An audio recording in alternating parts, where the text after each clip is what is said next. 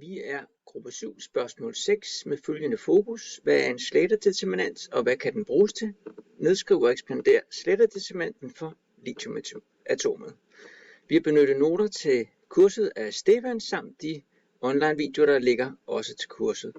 Sletterdeterminanten har relevans som et redskab til at skrive antisymmetriske bølgefunktioner for flere elektronsystemer i en orbital tilnærmelse. Det kan være med til at overskueliggøre bølgefunktionen, men måske vigtigere, så er den med til at tjekke, hvorvidt en bølgefunktion er antisymmetrisk, samt om man har fået konstrueret en forbudt bølgefunktion, hvor to elektroner har fået identisk sæt af kvantetal og dermed identisk spin. Vi vil starte med at kigge på et to-elektroner-system, og her siger Pauli-princippet, at hvis vi bytter om på to elektroner, så skal bølgefunktionen skifte fortegn, i det at bølgefunktionen for fermioner har halvtal i spin og dermed er antisymmetriske. Ser vi på bølgefunktionen, så ser den sådan ud. Her er det interessante, selve spinfunktionen, som er den, der får bølgefunktionen til at skifte fortegn. Hvis vi ser på de spinkombinationer, vi har til rådighed, når vi betragter to elektroner i to orbitaler, så er der følgende muligheder. Man kan vise, at ingen af disse vil skifte fortegn, hvis vi anvender Pauli-operatoren. Derimod kan man også med Pauli-operatoren vise, at derimod en linear kombination af de her to, vel og mærket med et minustegn imellem sig, så vil bølgefunktionen skifte fortegn. Det vi også ser her, det er, at der er noget systematik, der minder om en determinant, og det er det, der så er blevet puttet ind i den såkaldte Slater-determinant, hvor princippet for determinanter med princippet her, og så har vi en 1 over kvadrat over 2 er normeringskonstanten, og det er 2 fakultet, fordi der i det her tilfælde er 2 elektroner. Slater-determinanten omsættes efter et princip om at samme elektroner i søjlerne og samme spinfunktion i rækkerne. Man kunne også opsætte den anderledes, bare man ikke blander de to måder at gøre det på.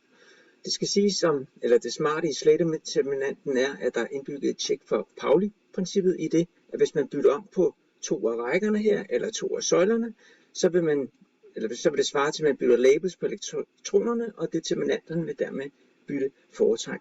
Ligeledes, hvis man ved en fejl har konstrueret en bølgefunktion, så to elektroner har det samme sæt af kvantetal, så vil Slater-determinanten returnere med et 0.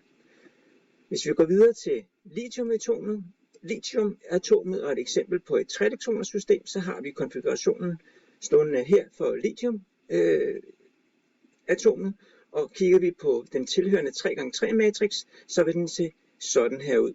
Det bør nævnes, at denne også kunne være konstrueret med beta-spin ned i nederste række, svarende til, som er i overensstemmelse med, at 2s-orbitalen i lithiums grundtilstand er dobbelt udartet. Den her 3x3 matrice, den kan man løse på forskellige metoder. Man kan fx bruge diagonaler i matricen, men man kan også udregne determinanten ud fra en række.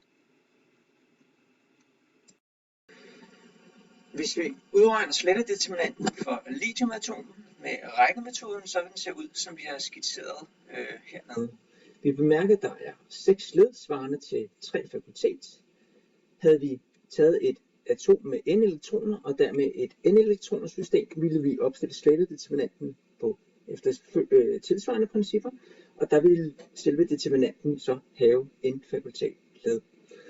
Som opsummering kan vi nævne, at Slater-determinanten er et værktøj til at systematisere spinfunktioner i et flerelektronsystem. Derudover har Slater-determinanten indbygget en kontrol for, om bølgefunktionen er antisymmetrisk, samt at der ikke er 2 elektroner med identisk sæt af kvantetal i et atom.